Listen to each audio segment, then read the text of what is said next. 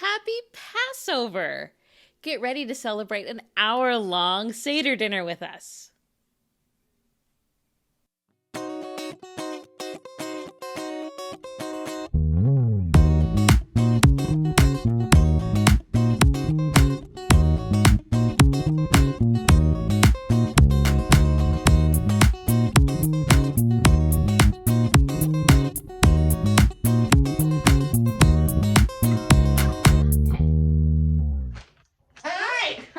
There. I'm just kidding. It's going to take way longer than an hour. But really, I'm only going to share my favorite part of the Seder dinner with you, because a Seder dinner would take about an hour. At least that's what I found on average. But if you want to learn more about Passover and Seder, I suggest my 3 favorite videos. This one, and this one. She's really funny. The Seder dinner is a family affair. Everyone gets involved. The mom cleans and prepares and lights the candles to start the Seder dinner. The dad leads in the readings and the songs, and the children get to tell parts of the story of when the Lord passed over the houses that had the shed blood of the Lamb on their door. You can find this whole story in the book of Exodus in the Bible, or in one of these movies. I'm just going to share with you my favorite part of the Seder dinner. It's the dessert portion, because who doesn't like dessert? It's also probably the children's favorite part too. It's called Afekt Komen. So what's for dessert, you might ask? It's more matzah. Who doesn't like more matzah? How do you know you don't like it if you don't try it? In the 4th part of this 12-part meal, the Matzatosh is presented. It's this linen bag with 3 different compartments that have their own loaf of matzah.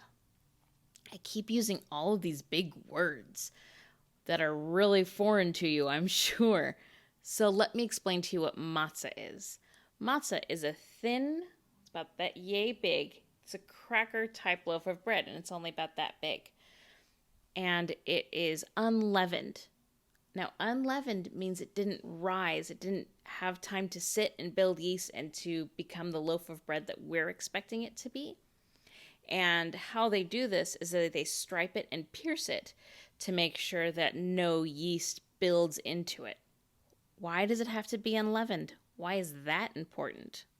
Let me tell you. The Jewish people had to leave Egypt really quickly during the Exodus. Exodus. That's why that book is called Exodus, because they exited Egypt. Anyway, they were going to have to leave really quickly because the Pharaoh had been changing his mind every other day whether he was going to let the people go or not. And so, during the dinner, they were told to wear their shoes and their hats and have their luggage and staffs by the door, so when they were told it was okay to leave, that they would just leave. So the Matzatosh, that linen bag that had 3 compartments, that second piece of matzah would be taken out, the middle piece of matzah, and that would be broken in half. The smaller piece would be put back. The larger piece would be put in its own linen cloth and then put somewhere in the house and would become the Afekt Komen at the end of the meal. 10 parts of this 12-part meal have been finished. We have looked at the struggle and the suffering of the Hebrew people while they were enslaved in Egypt. And we also had a very large meal. Adults are stuffed, but the kids are kind of going crazy. So Afekt Komen needs to be found. We send all of the kids throughout the whole house, and whoever finds the Afekt Komen and brings it back to the patriarch of the house gets a prize. 1, 2, 3, 4, 9, 10.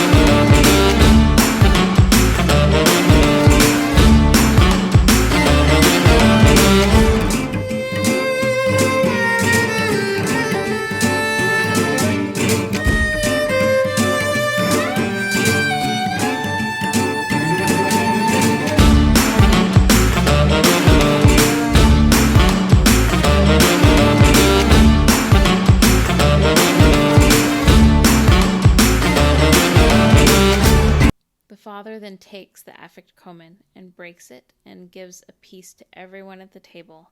They say a blessing and then they eat it. And then there are 4 cups as a part of the Passover supper, and they all have their own meaning. The 3rd cup is the cup of repentance. And there's a prayer that's said that's very beautiful that talks about how God is the Redeemer and how he brings everything new. And then that cup is drunk and a prayer is said. And the final step includes the 4th cup, which is the cup of praise. And there's a song and there's a prayer that's said and then it is drunk. And then there's a saying that I absolutely love. They say, next year may we be in health, next year in Jerusalem. So shalom, next year in Jerusalem.